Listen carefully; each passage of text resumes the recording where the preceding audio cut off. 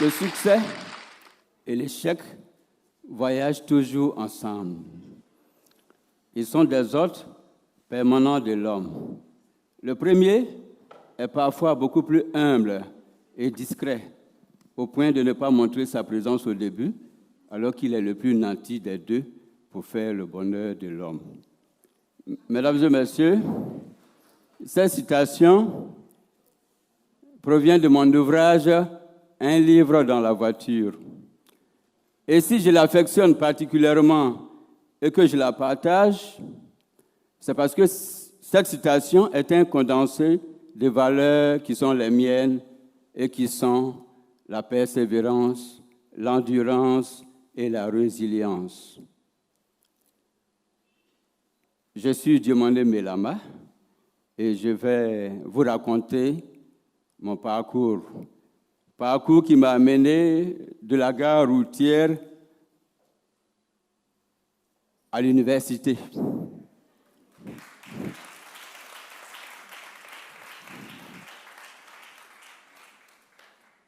C'était un jeune homme de 22 ans qui attendait beaucoup de la vie et que la vie n'a pas déçu. C'est une image qui a une préhistoire. Quelques années plus tôt, en classe de 6e,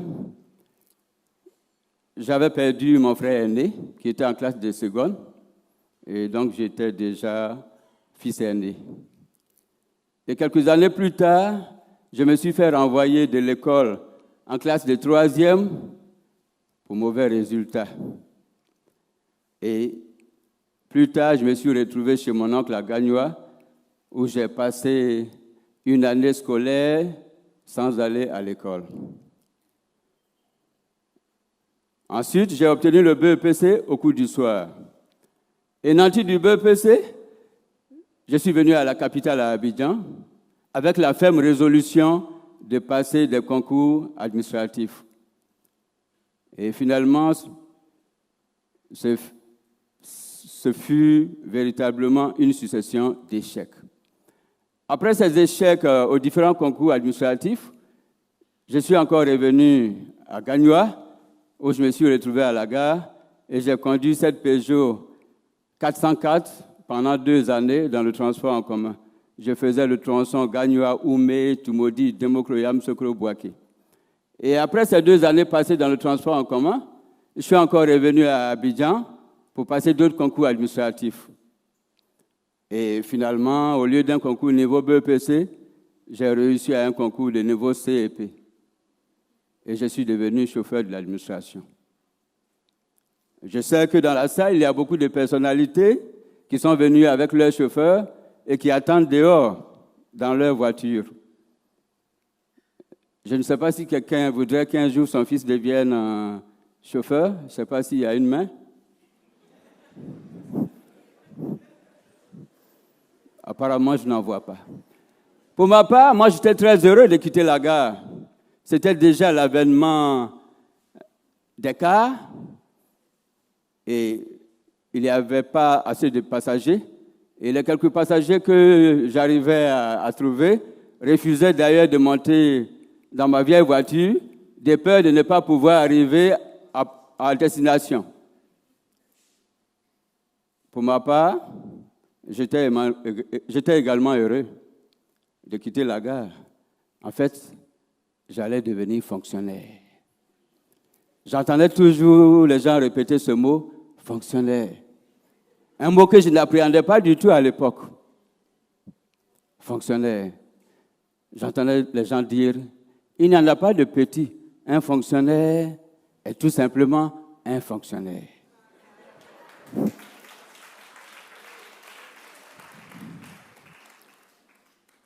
Et donc j'allais quitter la gare. Pour ma part, j'allais devenir chauffeur. Et donc, on me met à la disposition du ministère de la Production animale. Mais j'étais devenu chauffeur, mais mes rêves n'étaient pas pour autant brisés. Et quand je me rendais chez mon patron à domicile, à la maison, son cadre de vie le faisait d'ailleurs que booster mes rêves, aiguiser mes ambitions. Oui, je ne vous le dis pas. Je remarquais la qualité des mets sur la table à manger. Je voyais comment leurs enfants étaient éduqués. Et je voyais comment ceux-ci pouvaient s'offrir des loisirs à coups de billets de banque. Et chaque fois que j'accompagnais les enfants à l'école, je me posais la question de savoir quelle serait ma vie si j'avais connu le même sort que ces enfants-là. Et quand j'accompagnais les plus grands à l'université, j'avais quelquefois un sentiment de remords. Je me disais que certainement je n'avais pas fait assez d'efforts au collège, et voilà que cela me rattrapait. Et moi, je voulais tout faire pour quitter la pyramide, pour quitter la base de la pyramide de Maslow. Je faisais un travail de chauffeur, un travail de niveau CP, petit diplôme, petit salaire. Et je me posais beaucoup de questions. Et je me demandais ce que j'allais faire. Et j'ai eu un ami que j'avais déjà rencontré quelques années plus tôt, un compagnon fidèle. Peut-être que vous vous imaginez pas, mais le livre, qui était devenu mon compagnon fidèle. Et chaque fois que mon patron se trouvait en réunion, je me mettais à lire. Et ces lectures assidues avaient réussi à forger en moi une autre personnalité, un autre regard. Et certaines lectures se transformaient en de véritables conversations, en des échanges avec de grands auteurs, de grands penseurs qui semblaient me dire tous les matins, mais Lama, tu n'es pas différent des autres. Tous les hommes ont les mêmes potentialités. Tu es certes chauffeur, mais qu'on soit ministre ou planton, tous les hommes ont les mêmes potentialités.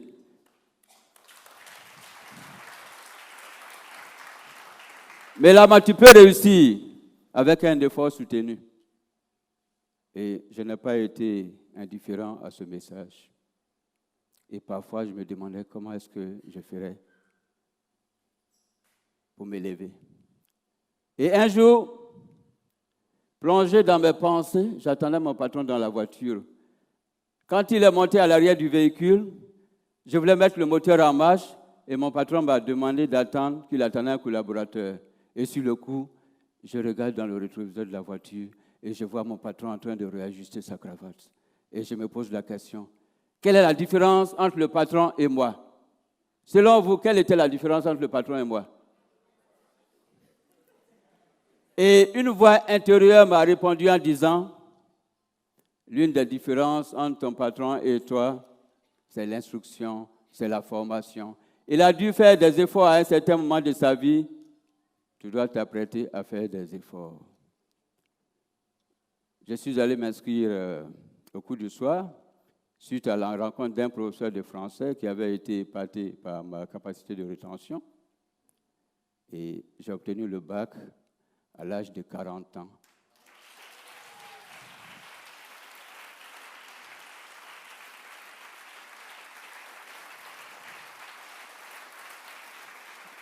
Merci. Merci, c'était un chauffeur bachelier. Et après le bac, certains amis m'attendaient au département de lettres modernes ou en droit à l'université. Mais moi, je suis allé m'inscrire au département d'anglais parce que je voulais devenir bilingue dans un pays francophone, sans oublier le fait que j'étais parfois quelquefois frustré de ne pas pouvoir lire certains beaux livres en anglais. Mais il y avait une autre raison.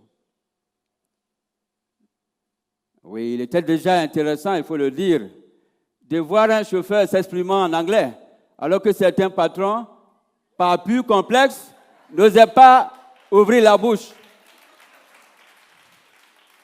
Et dans la journée, je m'acquittais de ma tâche de chauffeur au ministère. Et le soir, j'étais étudiant à l'université. 3 ans plus tard, j'ai obtenu une licence en anglais.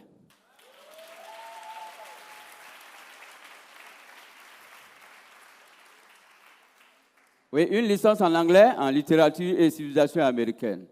J'ai également obtenu un diplôme d'administration et management dans une grande école. Et en tant que grand lecteur, j'avais aussi un autre rêve, celui d'entrer un jour dans le royaume des immortels en tant qu'écrivain.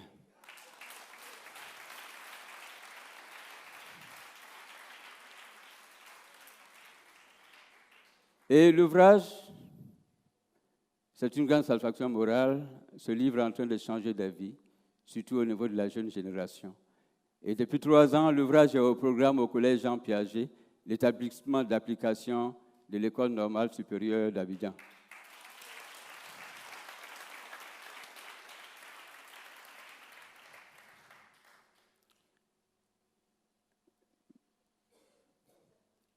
L'ouvrage, oui, la lecture m'a franchi, la lecture m'a anobli. L'ouvrage m'a valu le 3e prix d'excellence en littérature, le prix d'excellence du président de la République en 2016. Et mon prix littéraire porte la signature de son Excellence Daniel Kablan-Duncan, vice-président de Côte d'Ivoire, quand il était Premier ministre.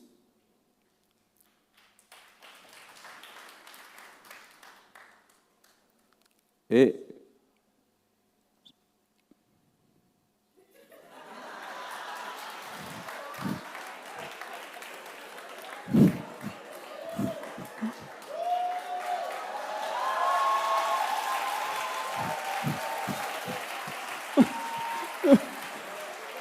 merci.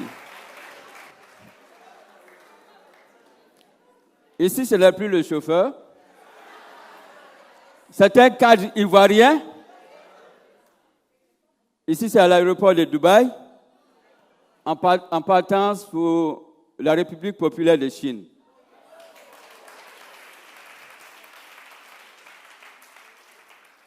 C'était un séminaire regroupant 40 Africains de 14 pays francophones, dont 4 Ivoiriens. Et je suis reconnaissant à mon patron qui m'a recommandé. Et au cours de la cérémonie de clôture, il s'est trouvé que j'étais le seul écrivain parmi les 40 participants. Et j'ai offert 2 exemplaires de l'ouvrage au vice-président de l'Institut à l'endroit des étudiants apprenant le français.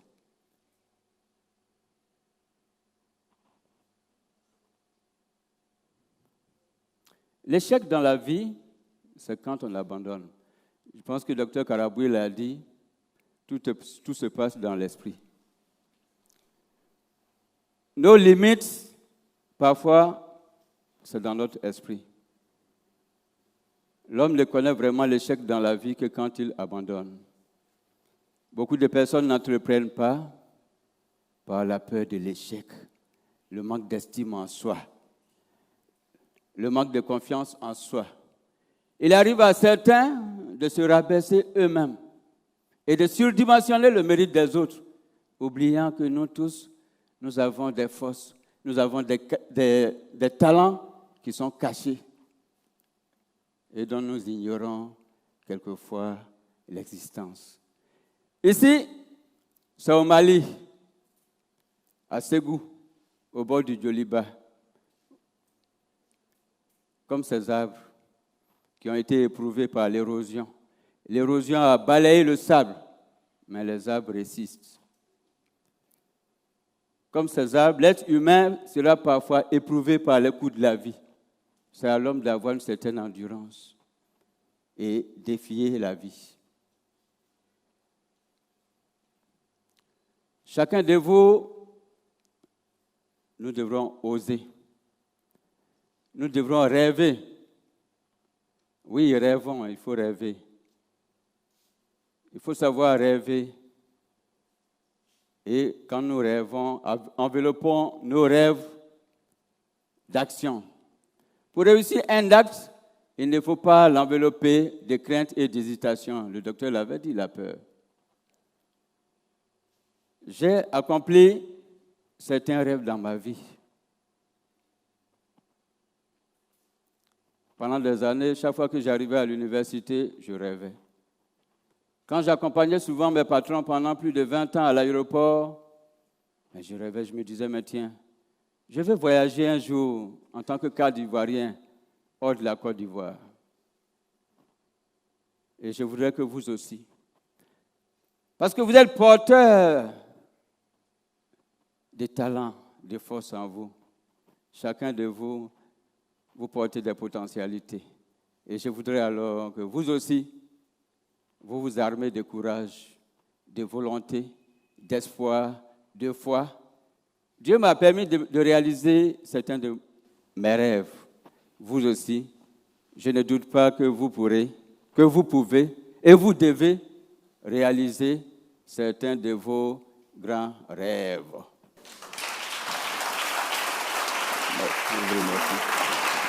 Merci.